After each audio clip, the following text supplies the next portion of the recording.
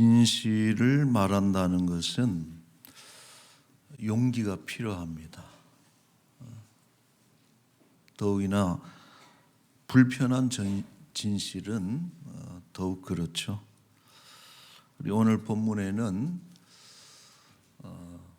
당시에 그 위세등등한 권력자들의 어떤 위협에도 굴하지 않고 예수 그리스도를 증거한 한 증인의 이야기를 9장이 다루고 있습니다. 그래서 우리들도 이 그리스도의 증인된 자들로서 우리 오늘 배울 것이 많은 그런 그 성경입니다. 날 때부터 맹인이 된 사람을 예수님이 고치셨는데 고치는 방법이 좀 독특해요. 6절에 보면은 예수님이 침을 뱉어요. 땅에다가 뱉고 이제 진흙에 이겨서 침에다가 예수님 진흙을 반죽을 한 거예요. 그것을 그 맹인의 눈에 이렇게 연고처럼 이렇게 바르시고 실로암 연못의 물로 씻으라. 이 예수님 처방입니다. 자칫 보면은 꼭 그 돌팔이들이 하는 사이비 의사로 오해하기 딱 쉬운 이런 장면입니다. 그런데 그 눈이 그 고쳐졌어요. 날 때부터 보지를 못했는데 맹인이 보게 됐는데 보게 된 그 이유가 뭘까? 무엇이 그를 눈을 뜨게 했느냐? 1번 예수님이 만든 안약, 2번 실로암 약수, 3번 예수님의 능력. 아주 참 어려운 문제를 잘 또 푸셨네. 자, 이것은 그 두 가지가 아니죠. 앞에 있는 두 가지가 아니고 예수님의 능력이죠. 그 바클레이 같은 이제 학자는 이것을 예수님의 창조적 능력이다.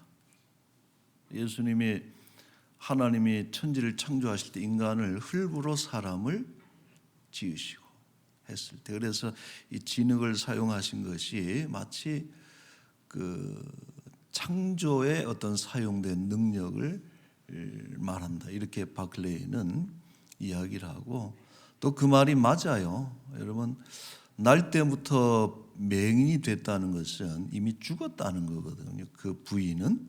근데 죽은 것이 살아나고 무에서 유를 창조해내는 이것은 뭐 어떤 안약으로도 될 수가 없고 신비한 약수로도 될 수가 없고 하나님의 능력이 아니면 이 일을 이제 뒤에 이분이 그런 고백을 해요. 하나님의 능력이다 하는 것을 우리가 생각을 하는데 자 그런데 왜 그렇게 번거롭게 하셨느냐 말이에요.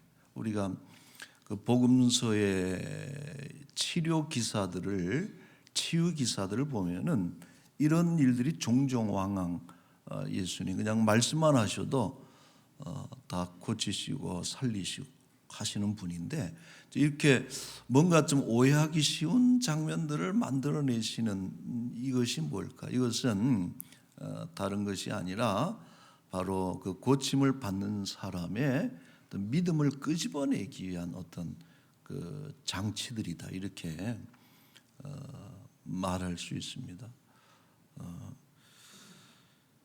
우리가 오늘 9장에 보면은 맹인이 눈을 뜨지만은 사실 이 기사는 육신의 눈을 그 뜨게 하는 것으로 그치질 않아요. 항상 예수님은 영적인 것도 같이 고치죠. 죄악을 같이 고치는. 그래서 우리 이 맹인이 이분이 진행되면서 대화를 하면서 논쟁하면서 점점 그 영적인 눈이 밝아지는 것을 우리가 볼 수가 있습니다.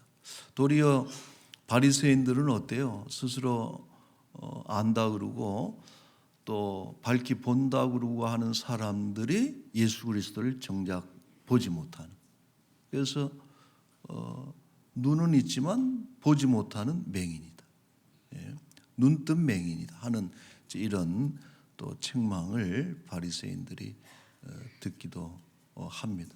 그러나 이 맹인은 육신의 눈을 또 뜨기도 했지만은 생명의 빛을 주시는 예수 그리스도를 분명하게 보고 또 증언하는 그 영적인 안목도 회복이 됐습니다. 맹인이 눈을 뜨는 초유의 기적이죠. 이 기적에 대해서 바리새인들은 트집을 잡습니다. 그로 인해서 예수님의 명성이 높아지는 것에 대한 시기죠. 우리가 요한복음에 7가지 대표적인 표적이 나옵니다. 기적인데 그 중에 하나가 오늘 이 9장에 기록된 그 기적인데, 바리새인들은 이제 이런 것 때문에 트집을 잡죠. 그래서 예수님이 안식일에 그 치료했다 하는 안식일법을 들어서 예수님을 죄인으로 몰아가는 이런 모습을 보입니다. 자, 어떤 측면에서 예수님은 안식일법을 어겼을까요?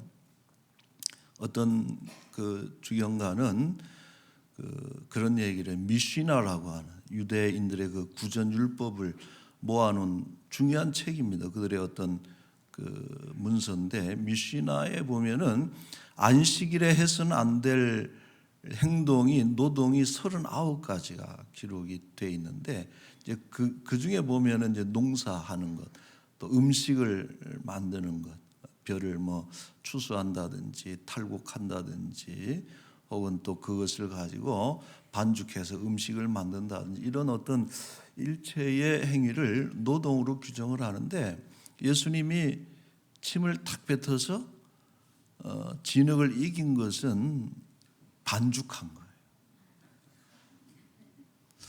이제 그렇게 이제 설명하기도 하고, 또 어떤 데 보면은 그 치료 행위의 그 대부분이 뭡니까? 약을 만드는 거거든요. 근데 약을 만드는 과정 중에 약초를 이렇게 빻는, 이것도 이제 금지된 노동 행위. 그래서 당시 그 유대인들은 모든 치료 행위는 금지됐어요. 아무리 죽어가는 사람이라도 또 환자라도 내일 고쳐야 되지, 그날 고치면은 안식일을 어기는 것으로 이렇게 어떤 해석을 규정을 하고. 그러니까 어때요, 여러분? 얼마나 이 궁색해요. 이 법을 풀어가는 어떤 그들이. 그래서 당시 그 유대인들이 아주 비뚤어지고 왜곡된 그런 모습을 우리가 볼 수가 있습니다. 법을 그렇게 악용하면 안 되죠. 근데 이것은 그때뿐만 아니고 오늘날도 마찬가지. 권력자들은 반드시 법을 악용합니다. 그래서 뭐 누군가를 잡아 넣으려고 법을 만들기도 하고, 누군가를 풀어주려고 법을 만들기도 하고. 여러분, 이게 권력의 속성이에요. 근데 유대인들의 법은 하나님의 법이거든요. 하나님께서 주신 율법, 사랑의 율법, 살리는 율법, 거룩한 율법, 이것을 가지고 유대인들은 단지 자신들의 정치적 권력을 행사하기 위해서 그 법을 남용, 오용, 악용하고 있는 이제 그 아주 타락한 모습을 보여주는 것이죠. 자, 바리새인들은 맹인을 소환을 합니다. 맹인이었다가 이제 고침받은 사람을 소환을 해서 신문을 하는데, 24절에 보면은 이렇게 이야기를 해요. 맹인이었던 사람을 두 번째 불러 이르되 너는 하나님께 영광을 돌리라. 이것은 진실대로 얘기하라, 이 얘기. 하나님께 영광을 돌리라. 증인으로서 진실만을 이 국가와 국민 앞에서 말할 것을 선서합니다. 우리가 재판정에서 하는 그 증인의 순서와 같이 너는 하나님께 영광을 돌려라. 절대 진실을 얘기해야 된다 하고서 이야기를 하고, 그 다음에 나온 얘기는 뭐라 그러는 거 아니에요? 우리는 그가 죄인인 줄 안다. 여러분, 이 두 가지 말은 얼마나 엎혀갖고 모순된 말이에요. 이 사람의 유무죄를 가리기 위해서 증인을 불러서 증언을 듣는데 이미 자기들은 예수님이 죄인이라고 못 박아두고 있는, 이미 죄로 확증 편향이라 그래요. 뭘 얘기하든 다 죄인으로 만들어 놓고 거기 와서 증언하는 것은 무슨 의미가 있겠어요? 그러니까 지금 이 바리새인들이 요청하는 것은 진실을 말하지 말고 이 사람을 잡아 넣을 말을 하라, 이 얘기를 지금 암시적으로 암묵적으로 하는 것이죠. 자, 그런데 이분이 맹인이었다가 고침을 받은 이분도 보통 분이 아니에요. 보니까 위축될 법도 하고, 그렇잖아요. 수십 년 그 앞을 보지 못했던 사람 자존감이 떨어져 있을 거고, 또 길거리에서 구걸하던 거지였어요. 그러니 그런 갖춰진, 이제 눈을 떠서 봤는데 이런 바리새인들, 배운 사람들, 뭔가 좀 있어 보이는 사람들이 얘기를 하니까 위축될 법도 한데 이분이 참 대단하시요. 뭐라고 얘기를 하는 거 아니? 25절 말씀에 참 멋있는 얘기를 해요. 25절에 대답하되 그가 죄인인지 내가 알지 못하나. 같이 읽겠습니다. 한 가지 아는 것은 내가 맹인으로 있다가 지금 보는 그것이다. 아멘. 나 그거 모르겠고 예수님이 죄인인지 무죄인지는 내가 모르겠고, 그러나 내가 아는 것, 확실하게 아는 것은 말할 수 있는데 그거는 내가 전에는 보지 못하는 맹인이었는데 지금은 그분 때문에 보게 됐다. 여러분, 여기에는 절대 가치 판단이 들어가 있지 않죠. 증언은 가치 판단을 하지 않는 거라 그랬어요. 사실을 얘기하는, 자기가 겪은 것, 자기가 경험한 것. 내가 그분이, 그 사람이 유죄인지 무죄인지 메시아인지는 지금 모르겠지만, 그러나 내가 아는 것은 그분 때문에 내가 지금 보게 됐다는 것은 내가 확실하게 말할 수 있다. 여러분, 그것이 증인의 중요한 태도죠. 자, 그리고 계속 신문이 계속되면서 주고받는 말들 속에 이 맹인은 깨닫게 되는 거예요. 아, 이 바리새인들이 틀렸구나. 예수님이 옳구나. 이 대화 속에서 어떤 그런 확신이 굳어져 가면서 이제 마지막으로 결정적인 증언을 하기를 오늘 우리가 읽은 본문이에요.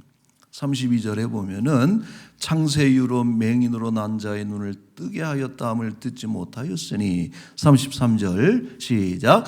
이 사람이 하나님께로부터 오지 아니하였으면 아무 일도 할 수 없으리이다. 아멘. 사실 이 33절은요 증인의 말은 아니죠. 그 법정에서 아까 얘기했듯이 가치 판단이거든요. 이거는. 그래서 이것은 일종의 그 바리새인들 앞에서 말한 것이기도 하지만 이것은 이 사람 인생의 증언이, 예수님이 누구냐? 하늘에서 오신 분입니다. 하나님께로부터 오신 바로 그 선지자고 하나님의 아들이고 하나님이 바로 예수님이다 하는 그 자기의 신앙 고백, 어떤 자기가 가지고 있는 그 자기가 아는 것, 체험한 것을 증언을 하는 그런 모습을 볼 수가 있죠. 그러니까 듣고 있던 바리새인들은 되게 화가 나요.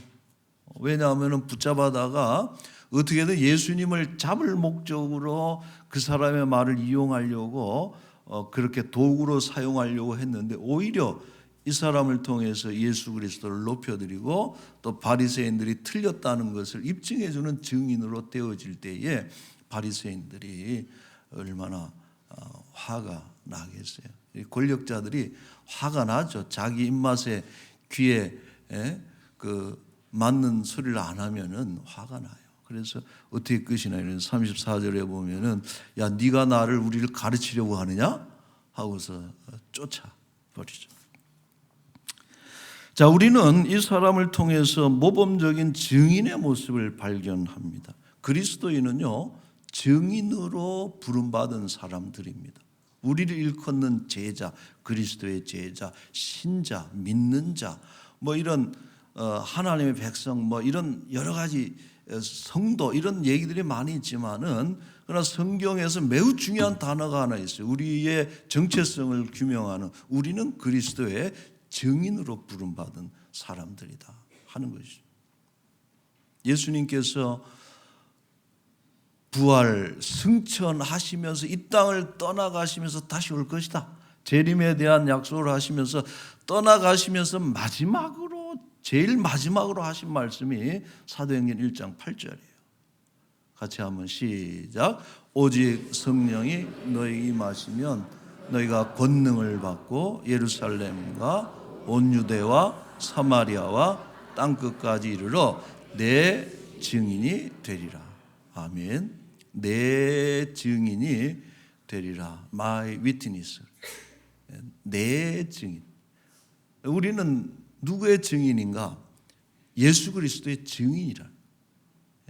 예루살렘과 온 유대와 사마리아 땅끝까지 이르러서 너희는 나를 증거하는 증인으로 살아야 돼.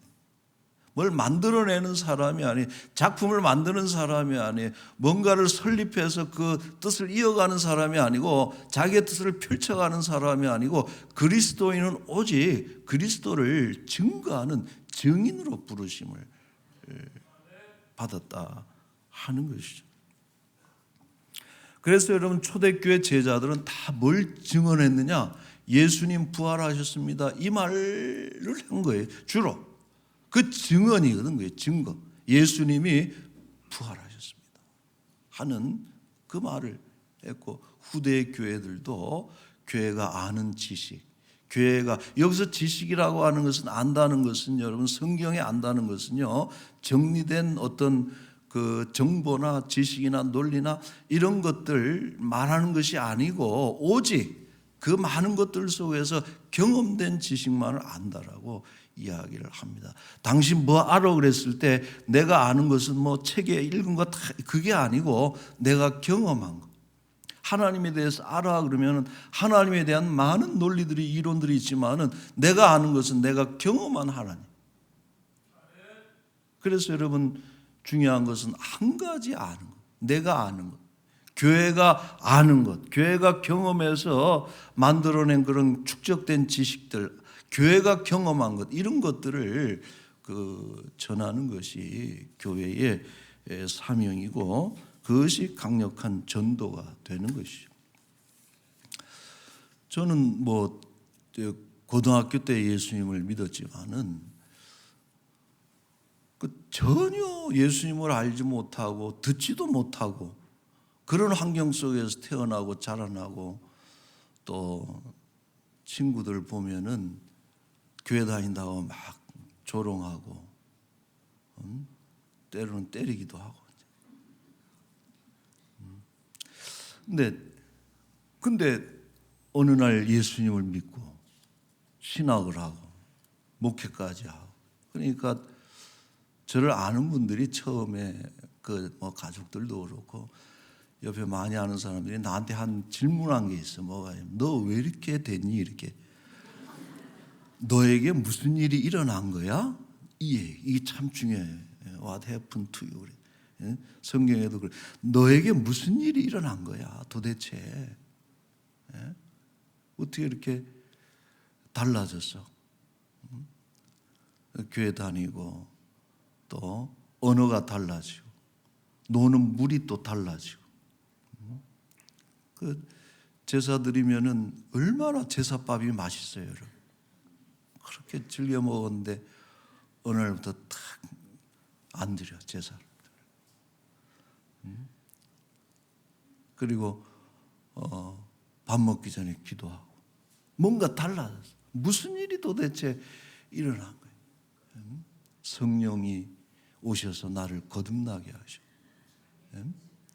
하나님이 살아계심을 너무나 분명하게 보여주시고, 근데 그 하나님이 나를 사랑하신다는 것을 너무나 강력하게 체험을. 여러분, 우리는 하나님의 사랑을 알아야 됩니다. 오늘 우리 아까 찬송 453장에도 더 알기 원한다. 예? 하나님의 사랑 더 알기 원한다. 이런 구절이 있지만은 어떤 분은요, 하나님을 무섭게 하는 분이 있어. 하도 얻어맞아가지고. 그래서 교회를 와도 무서워서 안 오면 얻어맞으니까. 11조도 꼭 하는 사람이 있어. 빼먹었다 얻어맞은 기억이. 근데 그런 하나님을 알아요. 근데 그것도 중요하죠. 근데 정말 하나님이 나를 사랑하시는데 세상에 그 누구보다도 나를 사랑한다는 이런 것을 우리가 아는 것이 참 중요하고, 여러분, 그렇게 하나님의 사랑을 아는 사람이 그 누군가를 또 사랑할 수가 있는 것이죠. 그리고 너무나 참 감사한 것은 성경 66권에 나오는 것이 다 하나님의 말씀으로 믿어져요. 이것은 영적인 것이죠.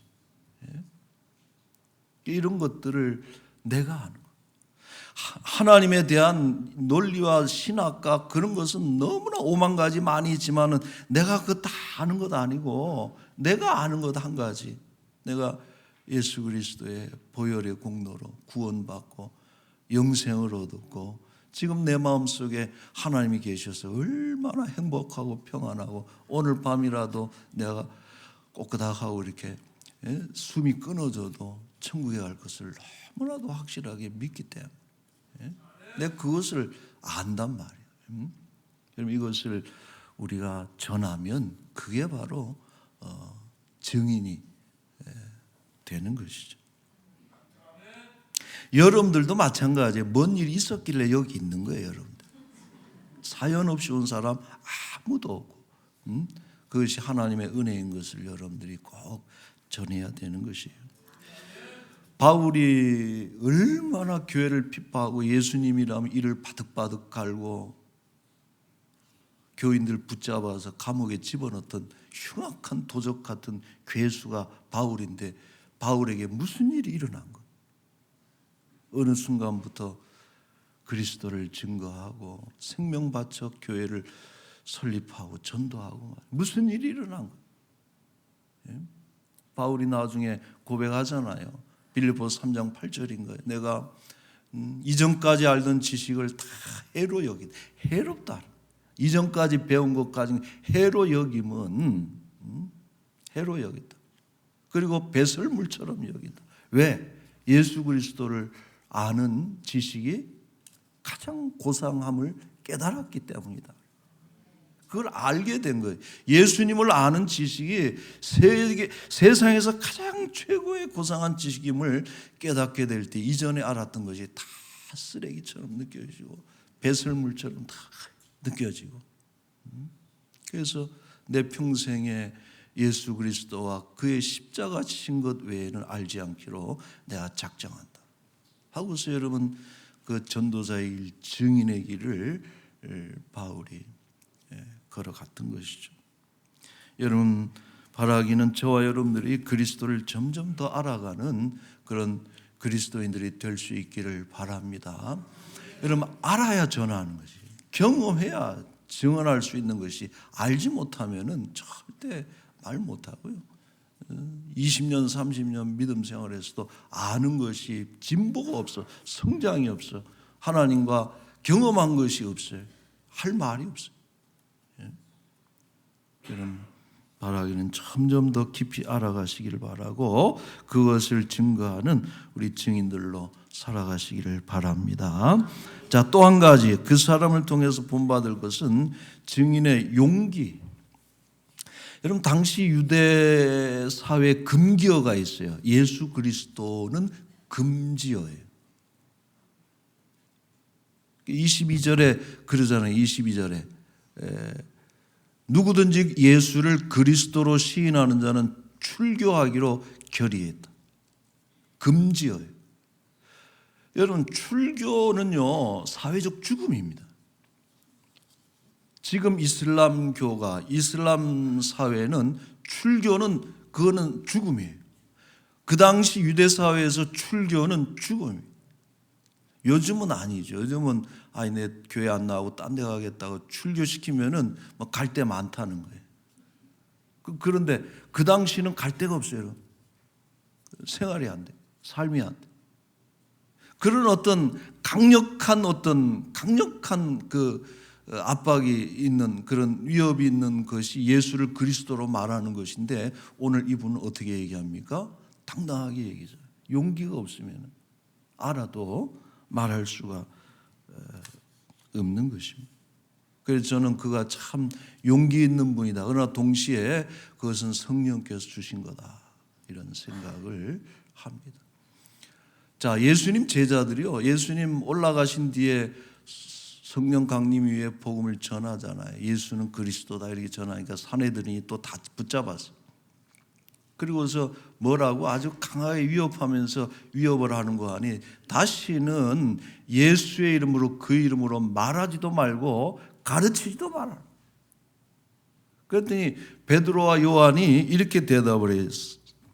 사도행전 4장 20절 말씀에 보면은 같이 읽을까요? 우리는 보고 들은 것을 말하지 아니할 수 없다. 아멘. 여러분 이것이 초대교회 제자들 증인들의 중요한 모토입니다. 보고 들은 것을 말하지 않을 수 없다. 침묵하지 않고 그리고 그 대가는 순교였죠. 제자들이 다 죽었어요. 순교했습니다. 예수님의 증인들은 다 순교자가 됐어요.